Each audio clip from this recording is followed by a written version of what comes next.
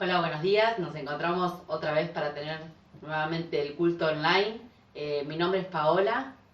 Hola, mi nombre es Dorian, espero que disfruten del culto. Hola, mi nombre es Jerónimo y que Dios los bendiga. Hola, bienvenidos a todos. Mi nombre es Elena y deseo poder compartir con ustedes este culto. Bienvenidos a todos, somos la familia Cárdenas. Yo soy Benjamín. Y yo soy Maggie. Deseamos disfrutar juntos de este culto. Bienvenidos, somos la familia Lavesari, yo soy Charlie. Yo soy Juli. Yo soy Cristina y deseamos poder disfrutar juntos de este culto.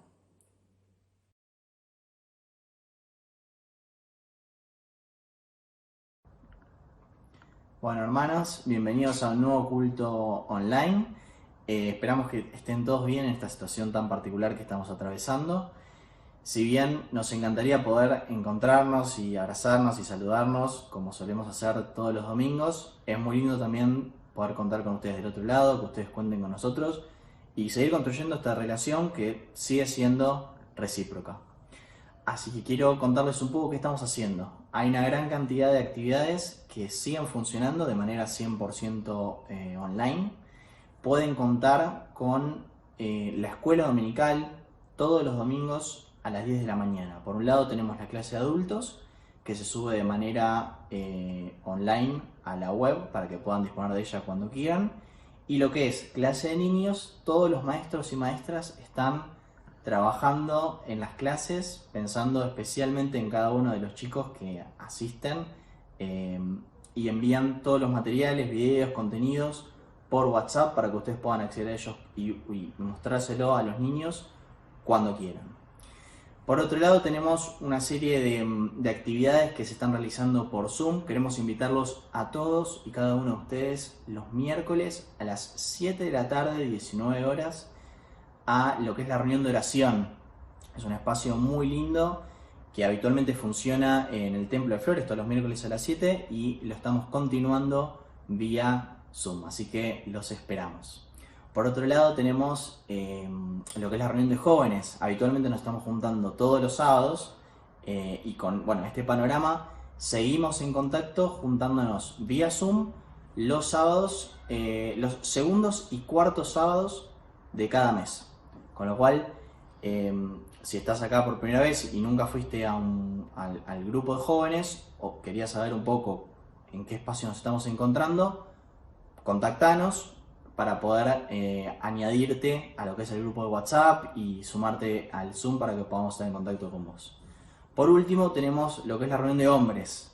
Va a ser un poco complicado compartir el asado vía Zoom, pero se están juntando igual y esperamos verte el próximo viernes 12 de junio vía Zoom. Bueno, quizás te estás preguntando qué estamos pudiendo hacer por nuestra comunidad, ¿no? En este contexto tan difícil que estamos atravesando. Te cuento que contamos con algunos espacios especiales que quiero que estés al tanto para que puedas contar con ellos. El primero es el espacio de escucha.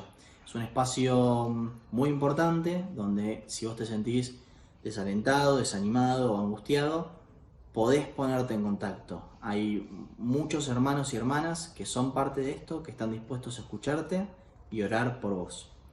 Por el otro lado tenemos un espacio de ayuda mutua. Este espacio tiene dos caras. Si vos tenés la necesidad de ayudar, querés colaborar de alguna forma, pero no tenés en claro cómo, contactanos para poder hacerte parte de esta actividad. Por el otro lado, si vos estás en una situación en la cual estás necesitando alimentos o medicamentos o algún producto de necesidad básica, no dudes en contactarnos para poder asistirte de la mejor manera posible.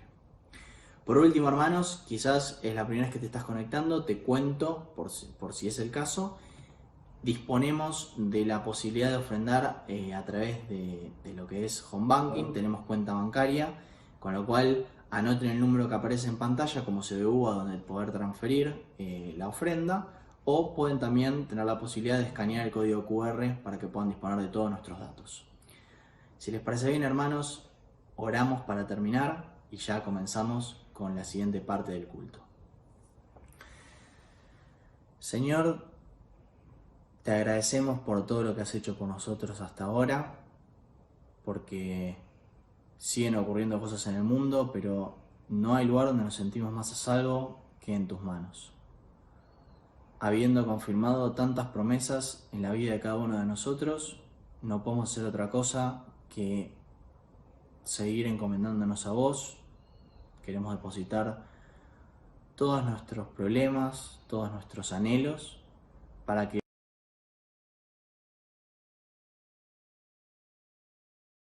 Bueno, buenos días hermanos, un gusto poder acompañarlos en esta mañana, acompañarnos, estar juntos a través de la web, en estos tiempos tan extraños, pero que a través de esta tecnología podemos estar juntos y compartir la comunión y adorar a nuestro Dios y escuchar también lo que Él tiene para decirnos. Y antes de adorar al Señor, de alabarle, quería compartir con ustedes algo que me pasó días atrás. Me mandaron un juego, me nominaron para compartir una foto a través de Facebook de un momento que me ha hecho feliz.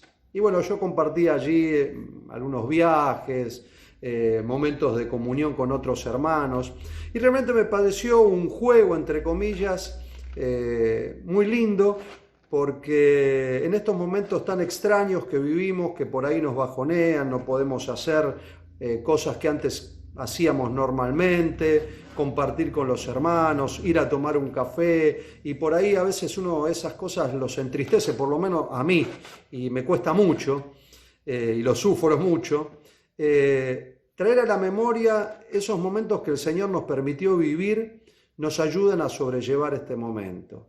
Tiempos felices, momentos de felicidad, de alegría, que hacen un poco olvidar estos tiempos duros que estamos viviendo.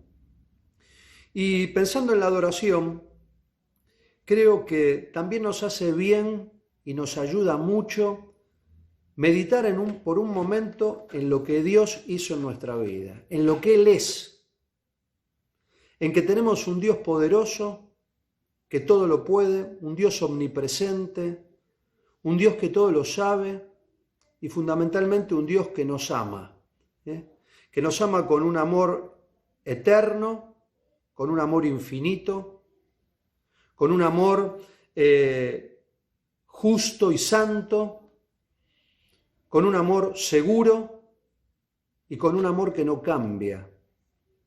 Porque el Señor no cambia, hermanos. Las circunstancias cambian, las situaciones cambian, pero Dios sigue siendo el mismo. Y yo quisiera que en esta mañana pudiéramos meditar en eso, en el poder de Dios, en que Dios es un Dios soberano, fuerte, omnisciente, omnipresente, omnipotente, un Dios que te ama y un Dios que es el mismo ayer, hoy y por los siglos. Recordar lo que Él ha hecho en nuestra vida. Que sea ese un motor que nos lleve en esta mañana a adorarle en estos tiempos tan difíciles que tal vez nos resulta difícil adorar y difícil alabar. Así en la distancia, pero creo que pensar en el poder de ese Dios, en lo que Dios hizo en tu vida, en lo que Dios hizo en mi vida, y en un Dios que no varía por ningún virus o plaga, que no varía por ningún decreto, que no varía por ningún cambio de gobierno o de idea, que está por encima de todos los países y de todas las potencias y de todos los movimientos económicos. Dios es el mismo. Y a ese Dios, en esta mañana, quisiera que juntos pudiéramos adorar en espíritu y en verdad, pensando en ese Dios fuerte y poderoso que cambió nuestra vida, pero que es siempre el mismo. Hay un versículo aquí en Isaías capítulo 25, el versículo 1 que dice: Señor, tú eres mi Dios. Te exaltaré y alabaré tu nombre. ¿Por qué? Dice, porque has hecho maravillas. Desde tiempos antiguos tus planes son fieles y seguros.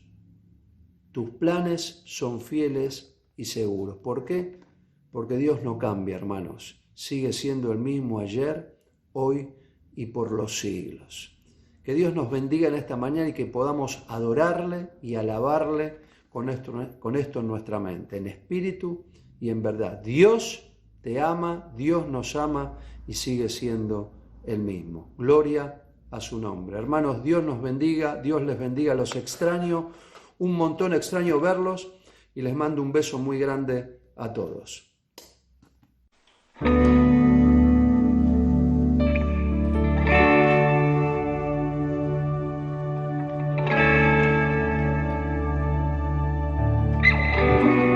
voz me llama a las aguas donde mis pies pueden fallar. Ahí te encuentro en lo incierto. Caminaré sobre el mar. A tu nombre clamaré. En ti mis ojos fijaré. En tempestad descansaré en tu poder, pues tuyo soy hasta el final.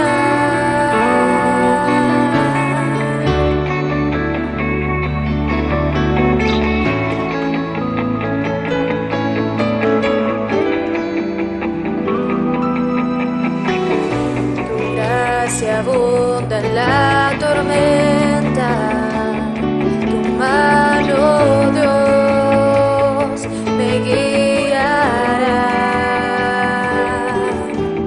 Cuando hay temor en mi camino, tú eres fiel y no cambiarás. A tu nombre clamaré. En ti mis ojos fijaré. En tempestad descansaré en tu poder, pues tuyo soy hasta el final.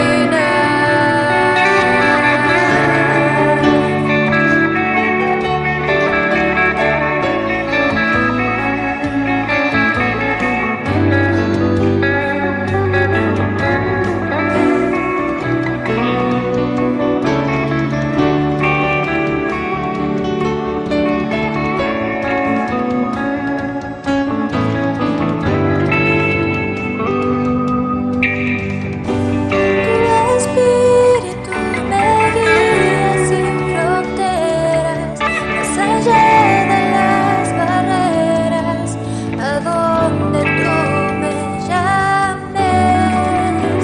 Tú me llevas más allá de lo soñado, donde puedo estar confiado al estar en tu presencia.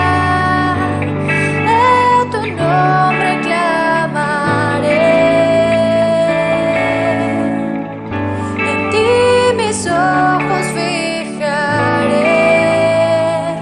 En tempestad descansaré en tu poder, pues tuyo soy hasta el final.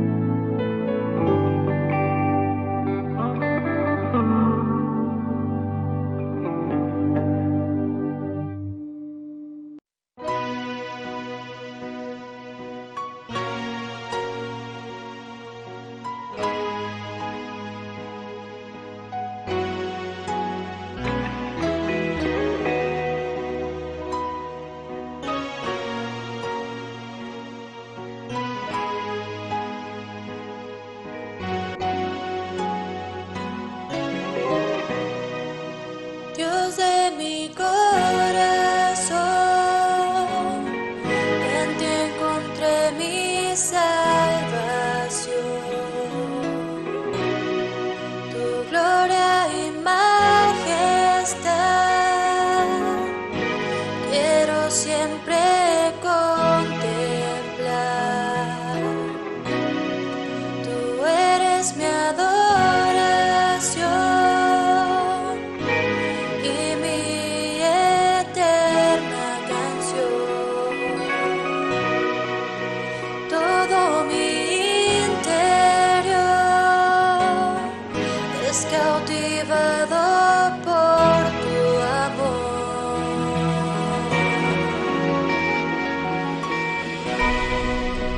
Eres Dios eterno, solo tú eres bueno, Dios incomparable, eres tú. Nunca me separaré de tu gran amor, eres mi Señor, mi Salvador.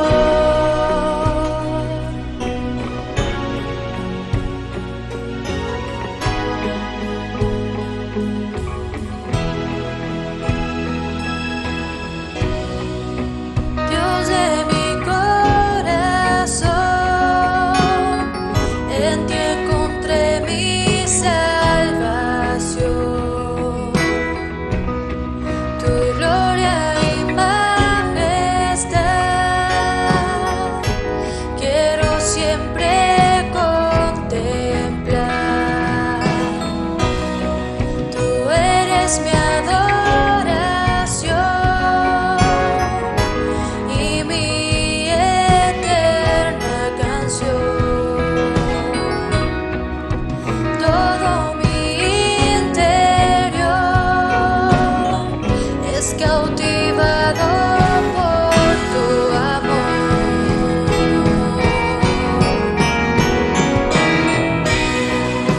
Eres Dios eterno, solo tú eres bueno, Dios incomparable, eres tú. Nunca me separaré de tu gran amor, eres mi Señor, mi Salvador. Eres Dios eterno, solo tú eres bueno, Dios incomparable, eres tú. Nunca me separaré de tu gran amor, eres mi Señor, mi Salvador.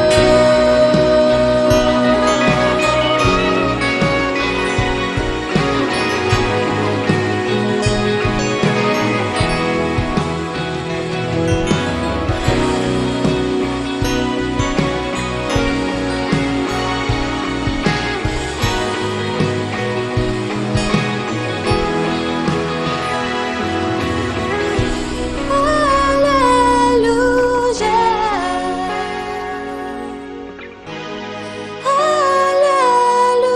aleluya,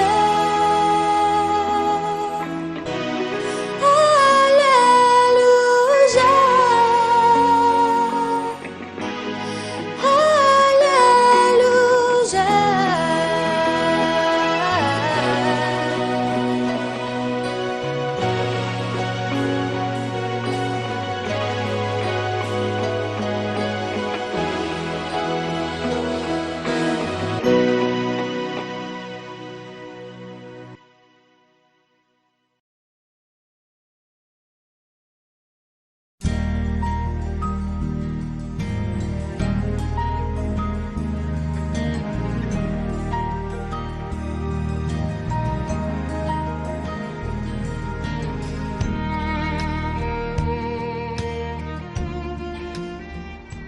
Buenos días, hermanos y amigos. Es un gran gozo y una gran responsabilidad poder compartir la palabra de Dios en este culto.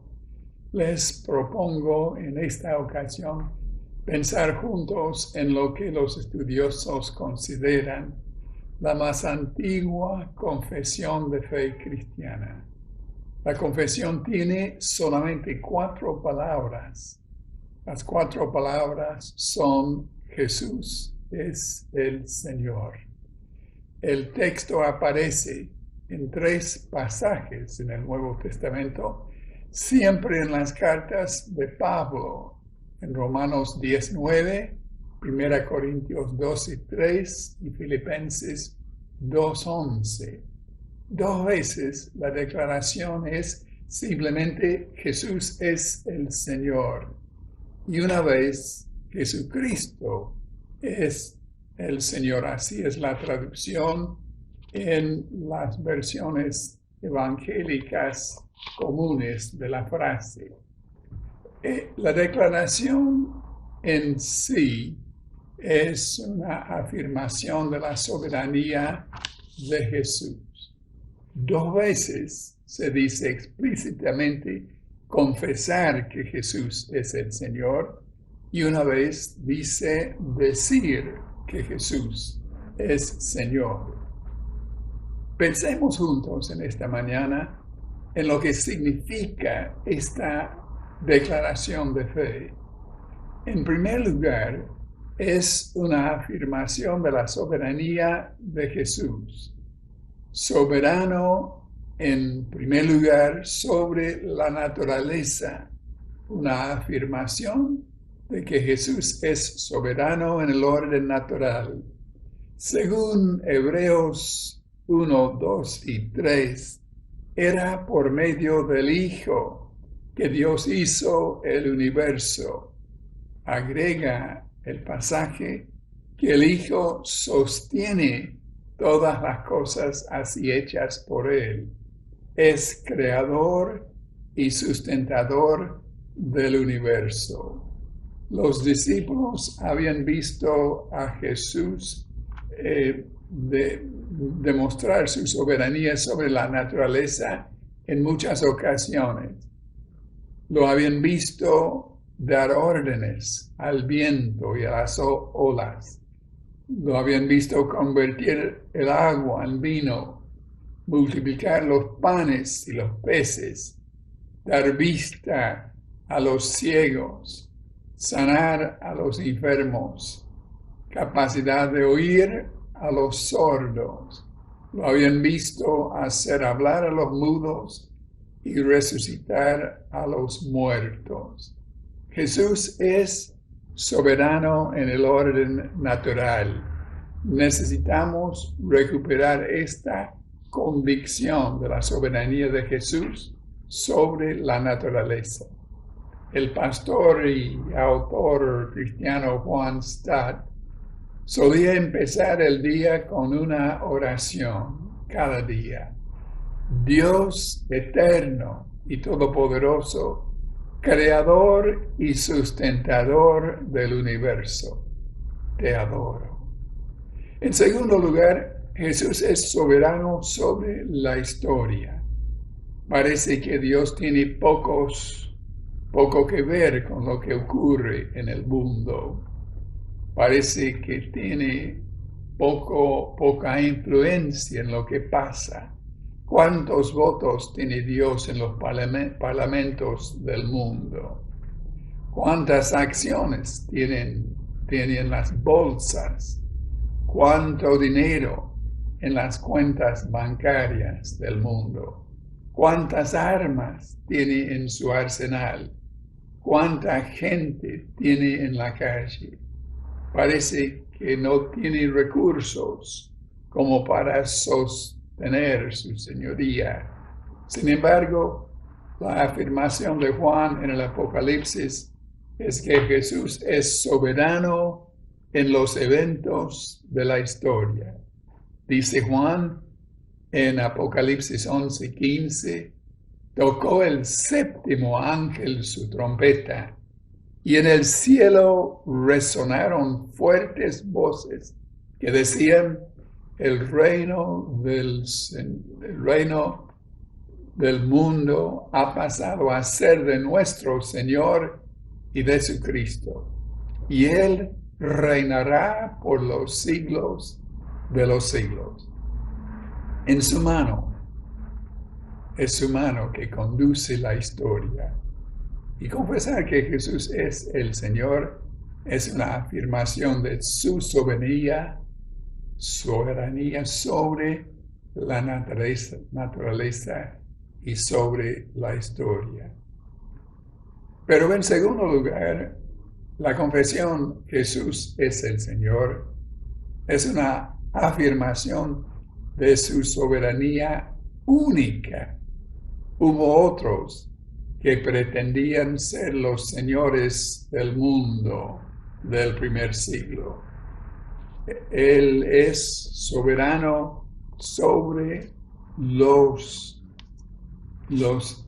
dioses paganos. En primer lugar, había algunos que proclamaban que los dioses eran los señores, los dioses paganos.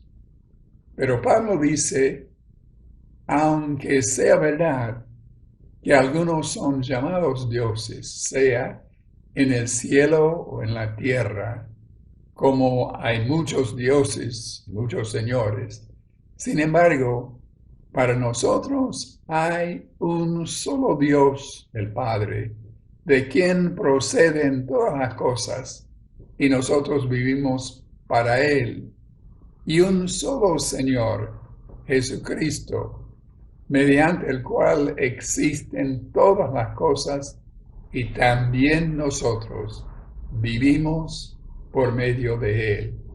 Hay un solo Dios, el Padre, y un solo Señor, Jesucristo.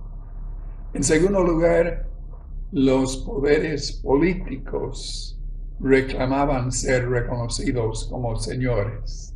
2 veces en el Nuevo Testamento se afirma que Jesús es Rey de reyes, de todos los reyes, Señor de señores, de todos los señores. El emperador Domiciano, a fines del siglo I, reclamaba el título Señor como expresión de su divinidad y de su soberanía en el mundo romano. Pretendía ser el Señor, y pretendientes hubo y hay todavía entre los poderes políticos del mundo. Pero los creyentes afirman el señoría único de Jesús y mueren antes de reconocer como Señor a cualquier otro. Así ocurría en los días de Juan en el Apocalipsis. Además, es único, soberano sobre el diablo. La tentación culminante del diablo a Jesús en el relato de Mateo era la de postrarse delante de Satanás y adorarlo. Pero Jesús citó el mandato de las Escrituras.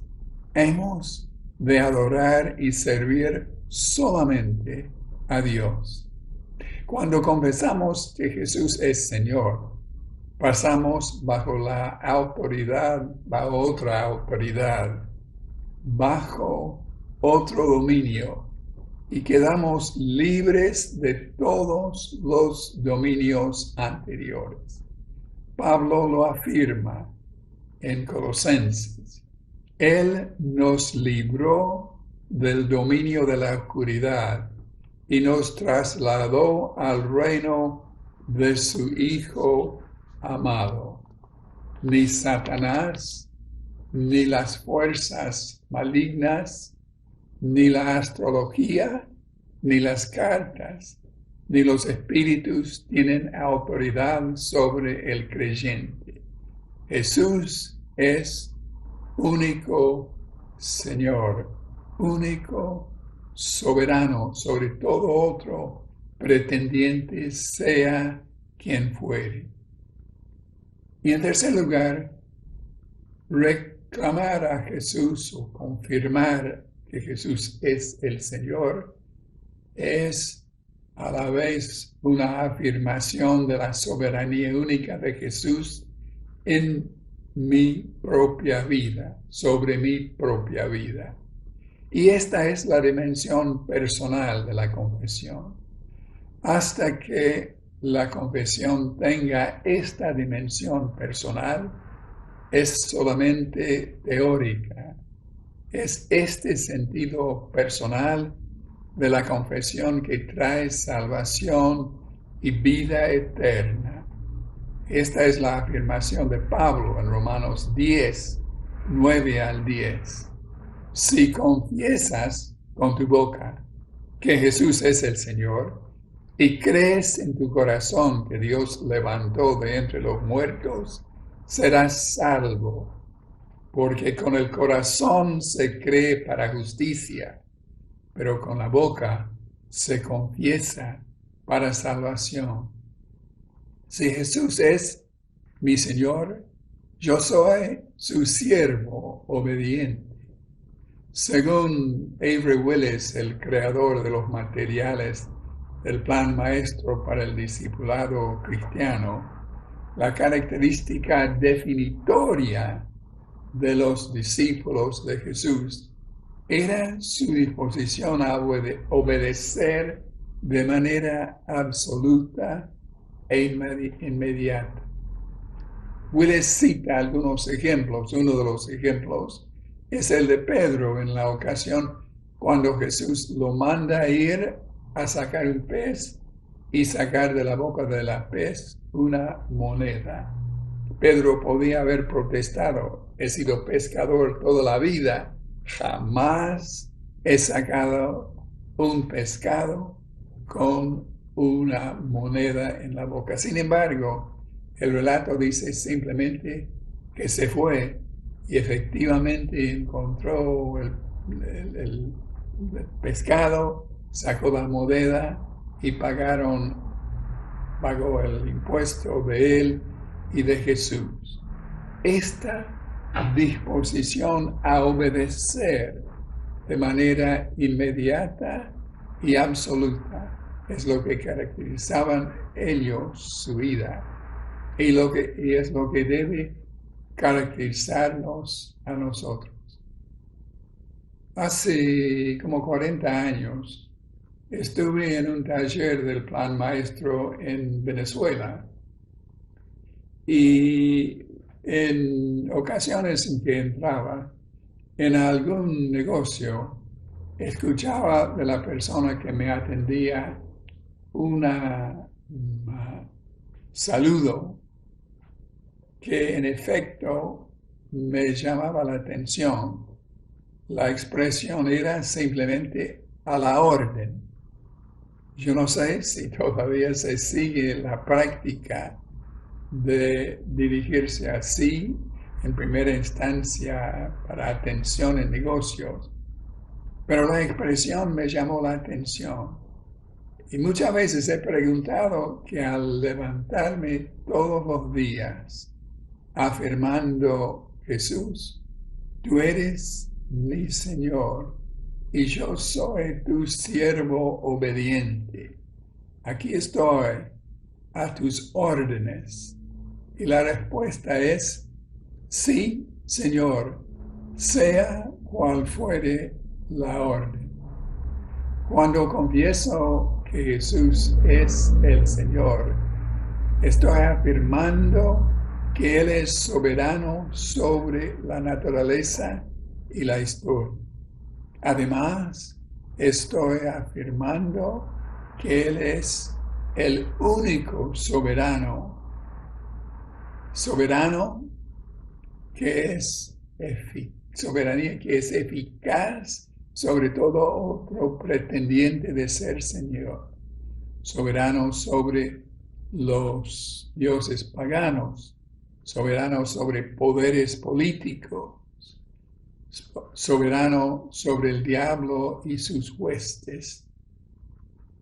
¿Estarías dispuesto a afirmar conmigo en esta mañana: Jesús, tú eres Señor de mi vida? Yo soy tu obediente siervo. Dice el texto: todo el que invoque el nombre del Señor en estos términos será salvo. Oremos. Señor, deseamos afirmar en esta mañana que tú eres soberano en nuestras vidas. tú eres el único soberano y nosotros somos tus siervos obedientes. Te confesamos y nos sometemos a esta soberanía. En este día y en cada día de la semana que estamos iniciando, que podamos decir como primera cosa por la mañana: Señor, tú eres Señor. Y aquí estoy yo a la orden. Por Jesucristo nuestro Salvador. Amén.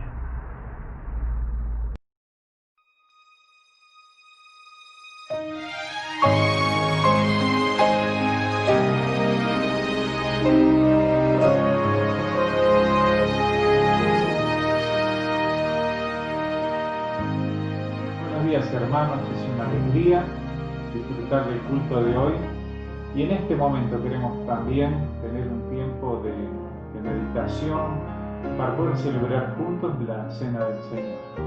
Habitualmente los bautistas hemos enseñado que pueden participar de este acto aquellos que han creído en Jesucristo en su corazón y que lo han expresado públicamente a través del bautismo en agua, sumergiendo su cuerpo como señal de un nuevo nacimiento de la resurrección para vivir el resto de sus vidas para Jesús, para Dios, expresando un compromiso también con la congregación local. Nosotros quisiéramos tomar unos minutos ahora para meditar en esto, para comprender lo que significa lo que dice la palabra de Dios. Y hay una frase que aparece allí en 1 Corintios que para participar debemos probarnos cada uno a nosotros mismos y de esta manera participar así del pan y beber así después también de la copa. ¿Qué significa esto de probarnos a nosotros mismos o examinarnos a nosotros mismos? Bueno, yo recuerdo que en el seminario, al estudiar este pasaje, el profesor Mackey decía con mucha esperanza en el poder del Espíritu Santo que obra en los corazones, diciendo, no tenemos que controlar nosotros, sino que cada persona, cuando se expone de corazón y le dice, Señor, examina mi corazón, ayúdame a comprender la necesidad de perdón, de arrepentimiento, la gracia de tu maravilloso sacrificio, que diste tu vida por mí en la cruz. Cuando uno empieza a reconocer sus pecados delante de Dios, examinándose a través de la ayuda del Espíritu Santo, entonces sí estamos invitados a participar del pan y de la copa. ¿Por qué? ¿Por qué es necesario hacer esto? Porque este es un acto solemne de afirmación que nos recuerda por qué murió Cristo en la cruz.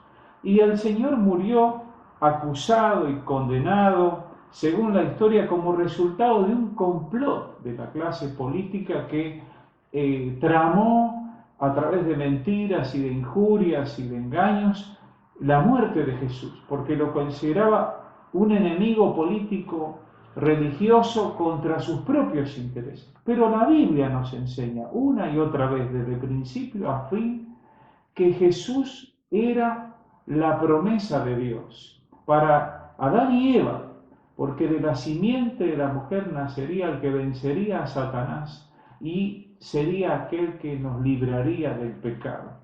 Cuando Jesús está iniciando el ministerio, Juan el Bautista lo anuncia al tiempo que él se va a bautizar: he aquí el Cordero de Dios que quita el pecado del mundo.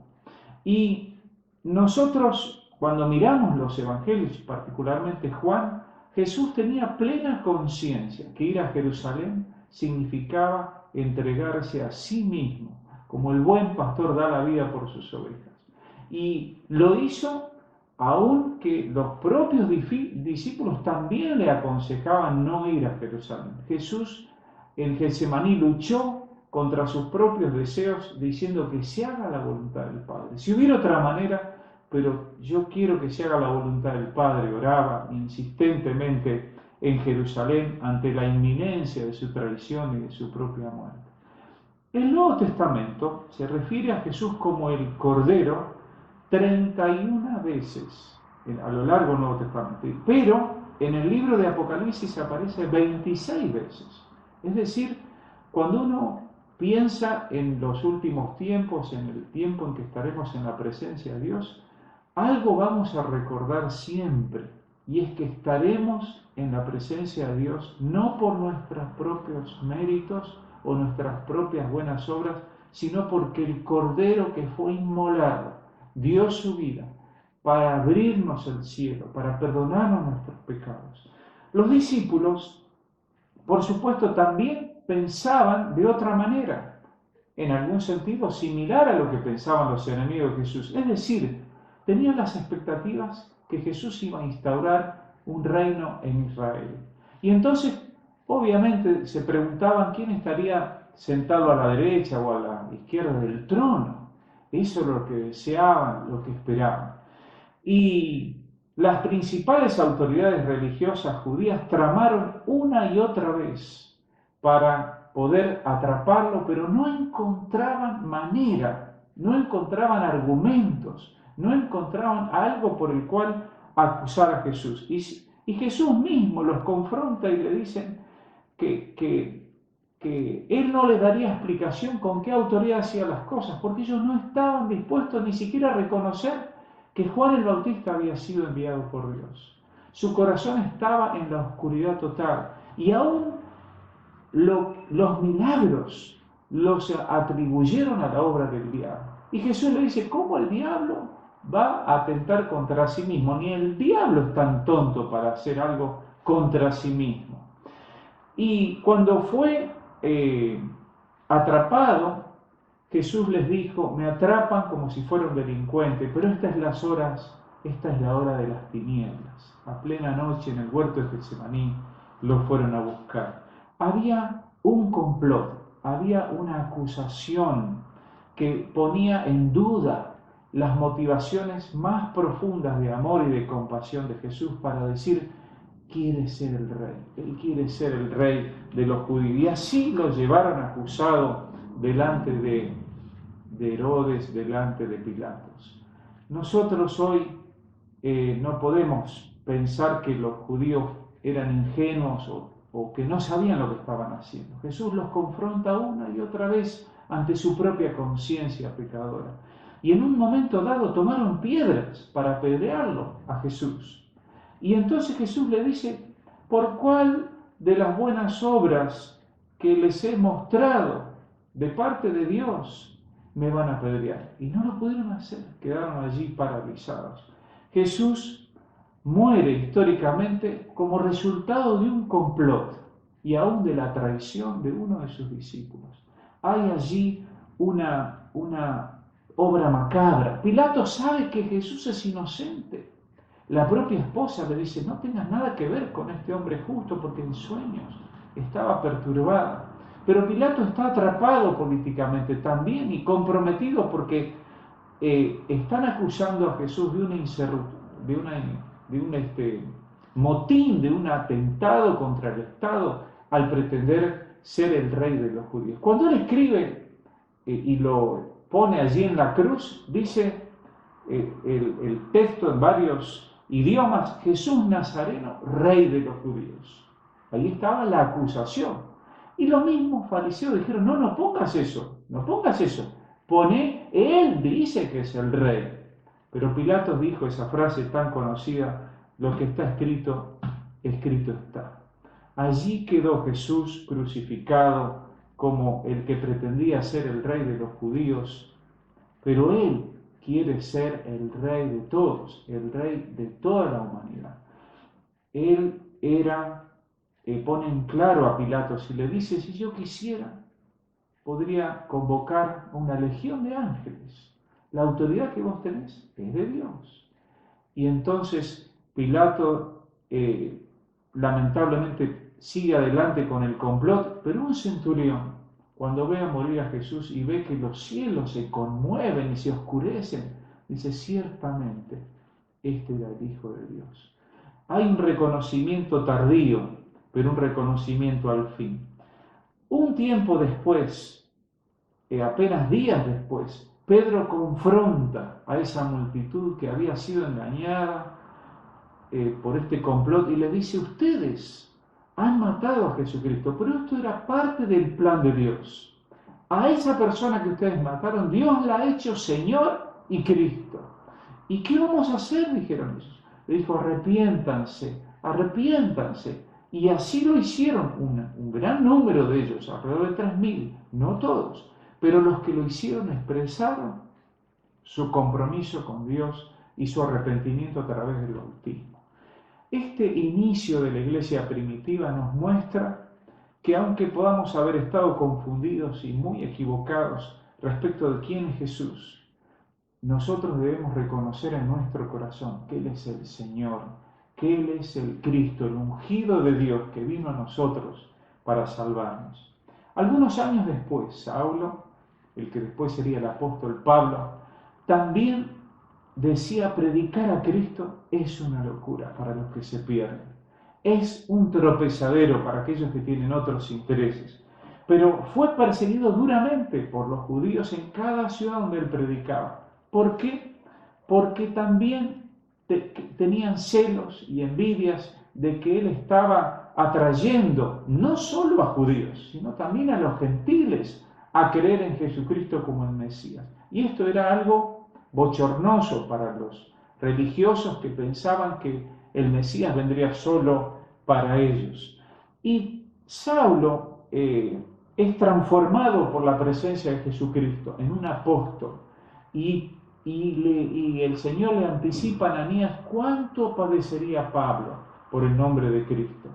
Dentro del desarrollo de su ministerio de muchos años del apóstol Pablo, fue duramente criticado aún por personas que estaban dentro de la iglesia, que no comprendían que lo que Pablo estaba predicando era un evangelio para todas las naciones.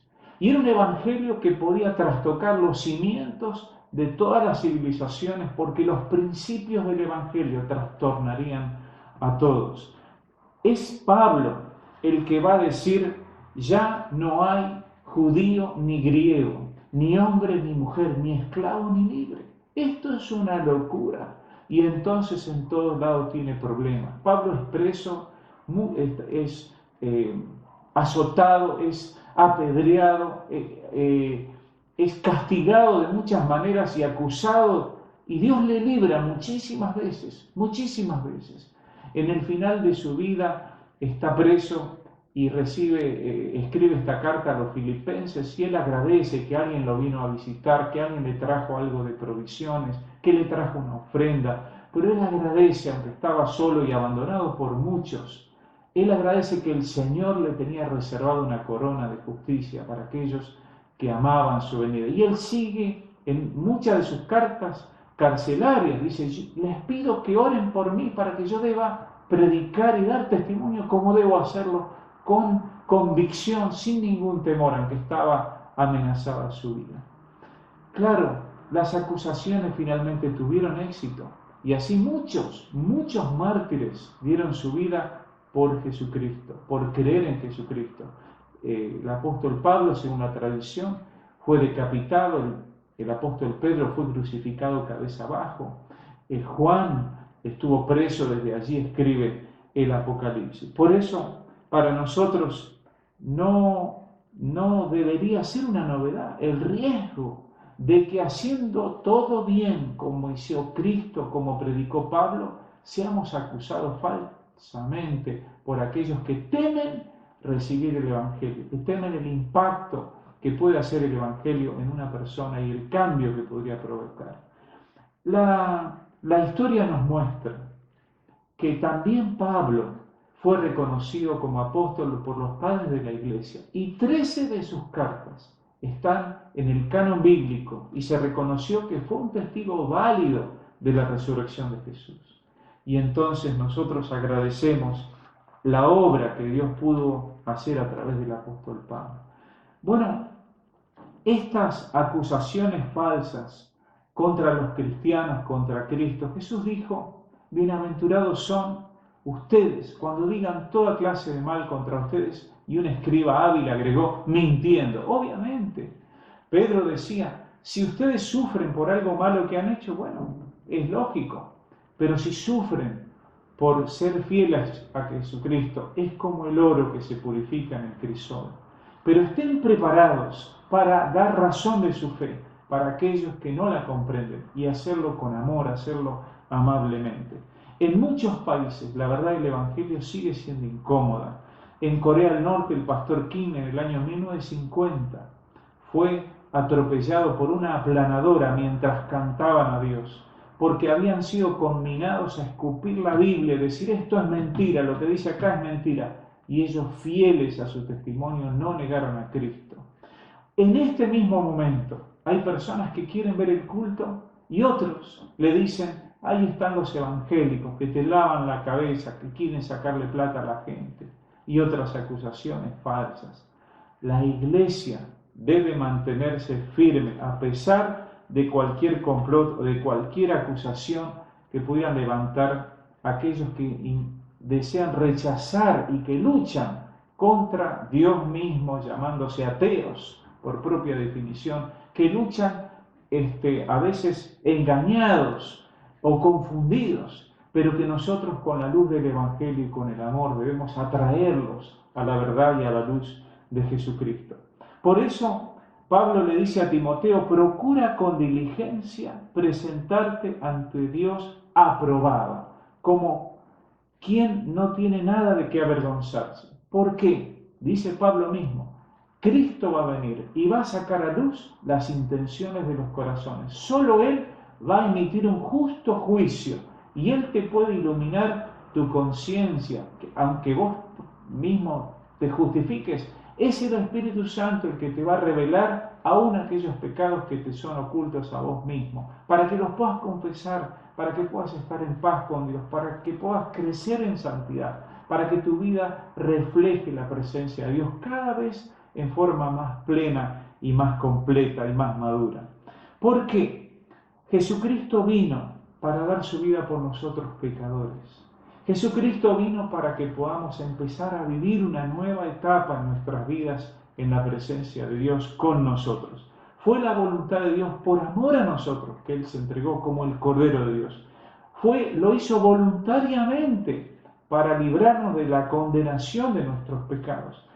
Lo hizo porque necesitábamos ser perdonados en su sangre. Sin derramamiento de sangre no hay perdón de pecados. El pecado conlleva castigo y Él lo recibió en lugar de nosotros. Y nosotros por eso tenemos esperanza, que en su venida están los cielos abiertos en el nombre de Jesús. La Biblia nos invita a participar de estos elementos. La palabra de Dios nos invita a creer en Jesucristo como el Señor, a expresarlo a través del bautismo y entonces participar juntos como iglesia del Señor. Vamos a orar y dar gracias por este pan. Les invito a acompañarme en una oración. Señor, en esta mañana queremos reconocer que tú eres el Cordero de Dios que quita el pecado del mundo y en especial has quitado nuestra culpa y nuestra vergüenza y nos has perdonado. Señor, si hay alguien que está oyendo el mensaje de hoy, que pueda reconocer a Jesucristo como el Señor de su vida, que pueda reconocer que es el Hijo de Dios, que es el Cordero enviado de Dios, perfecto, para hacer un sacrificio una sola vez y para siempre por nuestros pecados. Y no hay nada más, no hay ningún mérito, ninguna buena obra que nosotros podamos hacer para quitar la culpa. Pero sí podemos vivir para ti a partir de ahora, siendo perdonados gratuitamente. Siendo perdonados, en gratitud podemos vivir una vida, Señor, para servirte y agradecerte esta salvación tan grande. Señor, líbranos de prejuicio, líbranos de juzgar a otros. Señor, que tu Espíritu Santo nos ayude a mirar en nuestro corazón, que ilumines nuestra conciencia y nos ayude, Señor, a vivir cada día más cerca de lo que tu palabra expresa, que es tu voluntad, cada día más cerca de tus propósitos, dejando lo malo, haciendo lo bueno, en el nombre de Jesús. Señor, gracias por tu entrega, por tu cuerpo, por tu sangre, derramados y entregados en la cruz del Calvario. Gracias porque hoy has resucitado, estás a la diestra de Dios, intercedes por nosotros, pero también tu presencia está en nuestro corazón desde el momento que hemos creído. Guíanos y bendecinos. Oramos en el nombre de Jesús. Amén. De esta manera, hermanos, entonces vamos a participar primero del pan que nos recuerda la entrega de Jesús en la cruz. Su cuerpo, realmente Jesús, hecho hombre, estuvo allí clavado sufriendo por nosotros.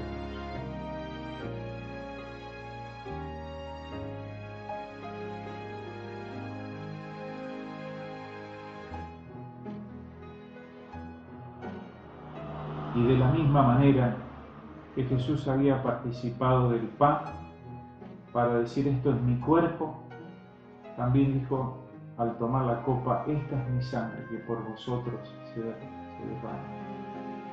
Participemos.